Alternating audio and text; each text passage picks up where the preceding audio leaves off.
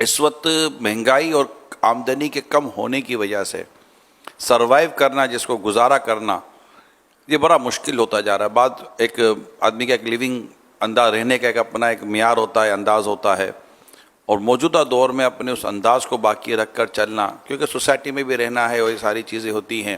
آپ کیا کہتے ہیں کہ اتنی مہنگائی میں اور کم آمدنی میں ایک کیسے بندہ اپنا گزارا کرے گا؟ اب اس میں یہ کیا آمدنی اور اخراجات میں توازن برقرار رکھے کہ اب بعض اوقات کیا ہوتا ہے کماتے کم ہیں اور خرچہ زیادہ کرتے ہیں، اور مہینہ پورا ہونے سے پہلے ہی حساب کتاب پورا کر کے اب پھر وہ قرضے مانگتے پھرتے، ادھار سامان لینا شروع کرتے، پھر تنخواہ ملتی ہے تو پھر وہ اس کو پیمنٹ کرنا یا پھر اس کو ٹال مٹول کر کے وہ جھگڑے کرنا.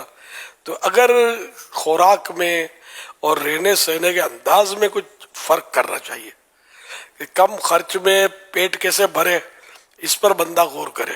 ہمارے بزرگوں کے تو واقعات ہے کہ روٹی پانی سے کھا لیتے تھے تو اس طرح بھی پیٹ بھر جاتا. چلو تو ہم یہ اتنی زیادہ ریاضتیں نہ بھی کر سکیں تو کم از کم سادہ غذا، اور سادہ غذا کس کو بولتے ہیں میرے خیال میں یہ سب سمجھتے ہوں گے. اس طرح کا اگر کریں گے تو خرچہ بچے گا اور کم خرچ میں گھر چلے گا اور خودداری برقرار رہے گی. قرض داریوں میں بھی نہیں پڑیں گے کہ بلا کسی سخت ضرورت قرض لینا بھی نہیں چاہیے کہ یہ مطلب بڑی آزمائش کا کام ہے. فرمان مصطفیٰ صلی اللہ علیہ وسلم قرض دین کا عیب ہے. حوالہ تاریخ دمشق لابن عساکر جلد 56 پیج نمبر 523. بزرگان دین فرماتے ہیں قرض کا ٹینشن عقل کو خراب کر دیتا ہے. حوالہ مرآت جلد 4 بالتصرف. تو یوں مطلب ہے کہ قرض کی وجہ سے پھر جو نیند اڑتی ہے، ٹینشن ہوتا ہے، مطلب بعض اوقات قرض کی وجہ سے دل بھی فیل ہو جاتے ہوں گے اور کیا کیا بیماریاں گھر کر جاتی ہوں گی کہ چاروں طرف اندھیرا، کہ قرضہ اتنا لے لیا کہ اب کوئی قرض بھی نہیں دے رہا اور بھرنے کے کوئی دور دور تک اسباب نظر نہیں آ رہے. تو شاہی خرچے والے جو ہیں یا اڑاؤ خرچ جو ہوتے ہیں کہلاتے ہیں، جو یہ مطلب غور کریں. اور مینجمنٹ جب تک مینج نہیں کریں گے نا اپنی آمدنی اور اخراجات کو، جب تک آپ کامیاب نہیں ہوں گے. مطلب جتنی محاورہ ہے کہ جتنی چادر ہے بندہ اتنا ہی پاؤں پھیلائے. تو صحابی ابن صحابی حضرت عبداللہ ابن عمر رضی اللہ عنہما فرماتے ہیں، فرمایا رسول اللہ صلی اللہ علیہ وسلم نے خرچ میں میانہ روی آدھی زندگی ہے، نہ درمیانہ درجہ. اور حضرت مفتی احمد یار خان رحمۃ اللہ علیہ فرماتے ہیں خوشحالی کا دار و مدار دو چیزوں پر ہے، کمانا، خرچ کرنا. مگر ان دونوں میں خرچ کرنا بہت ہی کمال ہے. کمانا سب جانتے ہیں، خرچ کرنا کوئی کوئی جانتا ہے. جسے خرچ کرنے کا سلیقہ آ گیا وہ انشاءاللہ ہمیشہ خوش رہے گا. کمانا آتا ہے لیکن خرچ کرنا نہیں آتا. یہ بس وہ نہ کرنے کا خرچہ جہاں نہیں ہوتا وہاں بھی کرتے ہوتے. میں یہ بھی مشورہ دوں گا جو ایوریج فیملیز جو اس وقت سن رہی ہیں کہ آپ ہر تیسرے چوتھے مہینے اپنے بجٹ کو بیٹھ کر ڈسکس کیا کریں، کیونکہ 2-3 مہینوں میں نا کچھ ایکسٹرا چیزیں آنا شروع ہو جاتی ہیں. کچن کی ایکسٹرا آئٹم آنا شروع ہو جاتی ہیں، باتھ روم کے آئٹم آنا شروع ہو جاتی ہیں، کوئی صاف صفائی کی ایکسٹرا آئٹم آنا شروع ہو جاتی ہیں. اگر آپ ہر تیسرے چوتھے مہینے بیٹھ جائیں گے نا کہ یار بجٹ کو آپ نے ڈسکس کریں اور جیسی آمدنی اس کے مطابق کریں تاکہ کچھ ہلکی پھلکی سیونگ ہو کہ کل کو بیماری ہو، پریشانی ہو، اللہ نہ کرے کوئی حادثہ ہو گیا تو پھر کسی سے قرضہ وغیرہ مانگنا نہ پڑے. آگے پیچھے کوئی 2-4 ایسے پیسے پڑے ہوئے ہوں کہ خدا نہ کہتا بچے کو چوٹ لگے اور پھر آپ نے بولے کہ یار ابھی 2-5 ہزار ہی نہیں ہے کہ بچے کی پٹی کروا سکیں. تو یہ سیونگ ایریا بھی تھوڑا آپ کا چلتا رہے گا. تو 2-5-20% اگر ہو سکے تو کوئی سیونگ موڈ کی طرف بھی جائیں تاکہ کسی بھی پریشانی کے وقت مانگنا نہ پڑے کسی سے، اور اللہ کرے کہ ہم ایک اس طرح کی زندگی گزاریں.